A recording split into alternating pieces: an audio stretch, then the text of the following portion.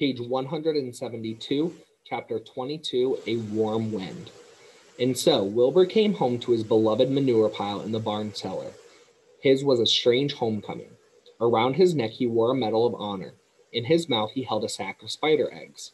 There is no place like home, Wilbur thought as he placed Charlotte's 514 unborn children carefully in a safe corner. The barn smelled good. His friends, the sheep and the geese, were glad to see him back. The geese gave him a noisy welcome. Congratulations, they cried. Nice work. Mr. Zuckerman took the medal from Wilbur's neck and hung it on a nail over the pig pen, where visitors could examine it. Wilbur himself could look at it whenever he wanted to. In the days that followed, he was very happy. He grew to a great size. He no longer worried about being killed, for he knew that Mr. Zuckerman would keep him as long as he lived. Wilbur often thought of Charlotte. A few strands of her old web still hung in the doorway. Every day, Wilbur would stand and look at the torn, empty web, and a lump would come to his throat. No one had ever had such a friend, so affectionate, so loyal, and so skillful. The autumn days grew shorter. Lurvy brought the squashes and pumpkins in from the garden and piled them on the barn floor, where they wouldn't get nipped on frosty nights. The maples and birches turned bright colors, and the wind shook them, and they dropped their leaves one by one to the ground. Under the wild apple trees in the pasture, the red little apples lay thick on the ground, and the sheep gnawed them, and the geese gnawed them, and the foxes came in the night and sniffed them. One evening, just before Christmas, snow began falling. It covered house and barn and fields and woods. Wilbur had never seen snow before. When morning came, he went out and plowed the drifts in his yard for the fun of it. Fern and Avery arrived, dragging a sled. They coasted down the lane and out onto the frozen pond in the pasture. Coasting is the most fun there is, said Avery. The most fun there is, retorted Fern, is when the Ferris wheel stops and Henry are in the top car and Henry makes the car swing, and we can see everything for miles and miles and miles. Goodness, are you still thinking about that old Ferris wheel, said Avery in disgust. The fair was weeks and weeks ago. I think about it all the time, said Fern, picking snow from her ear. After Christmas, the thermometer dropped to 10 below zero. Cold settled on the world. The pasture was bleak and frozen. The cows stayed in the barn all the time now, except on sunny mornings when they went out and stood in the barnyard in the lee of the straw pile. The sheep stayed near the barn, too, for protection. When they were thirsty, they ate snow. The geese hung around the barnyard the way boys hang around a drugstore, and Mr. Zuckerman fed them corn and turnips to keep them cheerful. Many, many, many thanks, they always said when they saw food coming. Templeton moved indoors when winter came. His ratty home under the pig trough was too chilly, so he fixed himself a cozy nest in the barn behind the grain bins. He lined it with bits of dirty newspapers and rags, and whenever he found a trinket or a keepsake, he carried it home and stored it there. He continued to visit Wilbur 3 times a day, exactly at mealtime, and Wilbur kept the promise he had made. Wilbur let the rat eat first. Then, when Templeton couldn't hold another mouthful, Wilbur would eat. As a result of overeating, Templeton grew bigger and fatter than any rat you ever saw. He was gigantic. He was as big as a young woodchuck.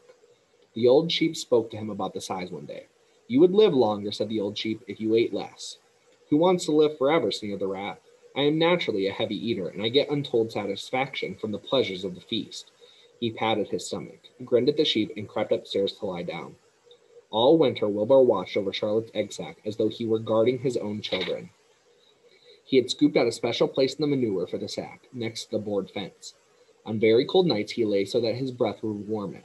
For Wilbur, nothing in life was so important as this small, round object. Nothing else mattered. Patiently, he awaited the end of winter and the coming of the little spiders. Life is always a rich and steady time when you are waiting for something to happen or to hatch. The winter ended at last. I heard the frogs today, said the old sheep one evening. Listen, you can hear them now. Wilbur stood still and cocked his ears. From the pond, in shrill chorus, came the voices of hundreds of little frogs. Springtime, said the old sheep thoughtfully. Another spring. As she walked away, Wilbur saw a new lamb following her. It was only a few hours old. The snows melted and ran away. The streams and ditches bubbled and chattered with rushing water. A sparrow with a streaky breast arrived and sang. The light strengthened, the mornings came sooner. Almost every morning there was another new lamb in the sheepfold. The goose was sitting on 9 eggs. The sky seemed wider and warm wind blew. The last remaining strands of Charlotte's old web floated away and vanished. One fine sunny morning after breakfast, Wilbur stood watching his precious sack.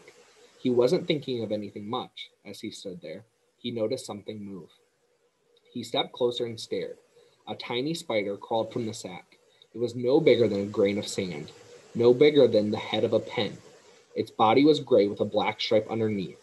Its legs were gray and tan. It looked just like Charlotte. Wilbur trembled all over when he saw it. The little spider waved at him. Then Wilbur looked more closely.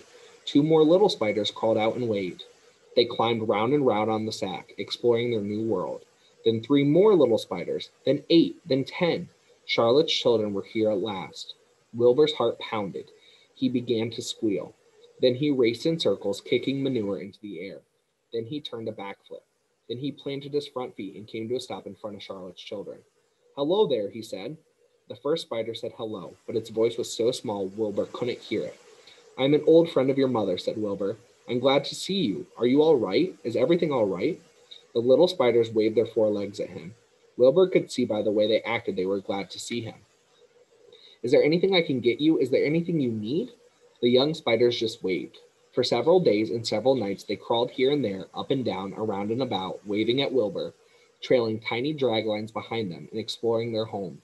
There were dozens and dozens of them.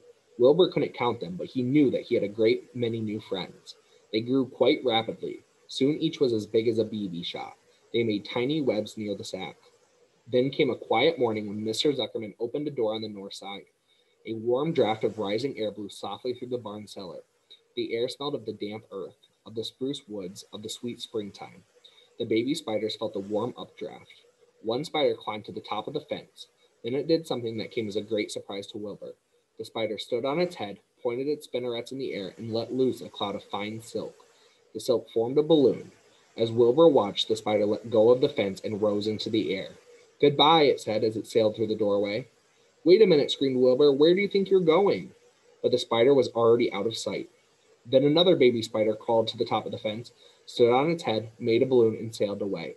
Then another spider, then another. The air was soon filled with tiny balloons, each balloon carrying a spider. Wilbur was frantic. Charlotte's babies were disappearing at a great rate. "Come back, children," he cried. "Goodbye," they called. "Goodbye, goodbye." At last, one little spider took time enough to stop and talk to Wilbur before making its balloon. "We're leaving here on the warm updraft. This is our moment for setting forth. We are aeronauts, and we are going out into the world to make webs for ourselves." "But where?" asked Wilbur. "Wherever the wind takes us. High, low, near, far, east, west, north, south. We take to the breeze. We go as we please." "Are all of you going?" asked Wilbur. "You can't all go. I'd be left alone with no friends. Your mother wouldn't want that to happen, I'm sure." The air was now so full of balloonists that the barn cellar looked almost as though a mist had gathered. Balloons by the dozen were rising, circling and drifting away through the door, sailing off on the gentle wind. Cries of "goodbye, goodbye, goodbye" came weakly to Wilbur's ears. He couldn't bear to watch any more. In sorrow, he sank to the ground and closed his eyes. This seemed like the end of the world, to be deserted by Charlotte's children. Wilbur cried himself to sleep. When he woke, it was late afternoon. He looked at the egg sack. It was empty. He looked into the air. The balloonists were gone. Then he walked drearily to the doorway, where Charlotte's web used to be. He was standing there, thinking of her, when he heard a small voice. "Salutations," it said. "I'm up here." "So am I," said another tiny voice. "So am I," said a third voice. "3 of us are staying. We like this place, and we like you." Wilbur looked up. At the top of the doorway, 3 small webs were being constructed. On each web, working busily, was one of Charlotte's daughters.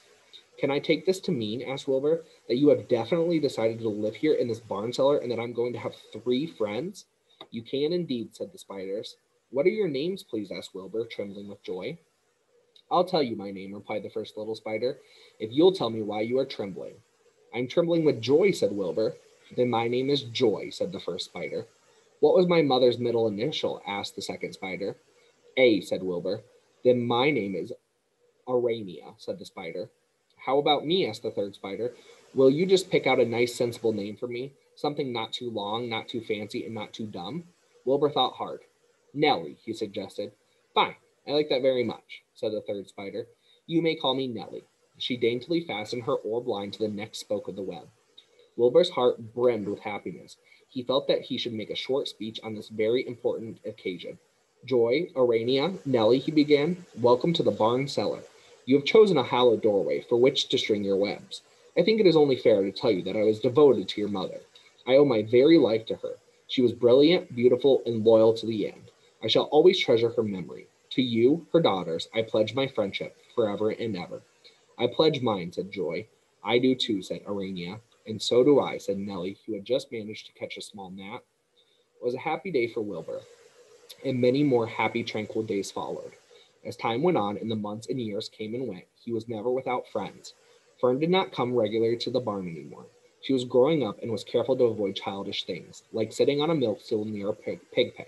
But Charlotte's children and grandchildren and great grandchildren, year after year, lived in the doorway. Each spring there were new little spiders hatching out to take the place of the old. Most of them sailed away on their balloons, but always two or three stayed and set up housekeeping in the doorway. Mr. Zuckerman took fine care of Wilbur all the rest of his days, and the pig was often visited by friends and admirers, for nobody ever forgot the year of his triumph and the miracle of the web. Life in the barn was very good, night and day, winter and summer, spring and fall, dull days and bright days. It was the best place to be, thought Wilbur, this warm, delicious cellar, with the garrulous geese, the changing seasons, the heat of the sun, the passage of the swallows, the nearness of the rats, the sameness of the sheep, the love of the spiders, the smell of manure, and the glory of everything. Wilbur never forgot Charlotte, although he loved her children and grandchildren dearly. None of the new spiders ever quite took her place in his heart. She was in a class by herself. It is not often that someone comes along who is a true friend and a good writer. Charlotte was both. The end.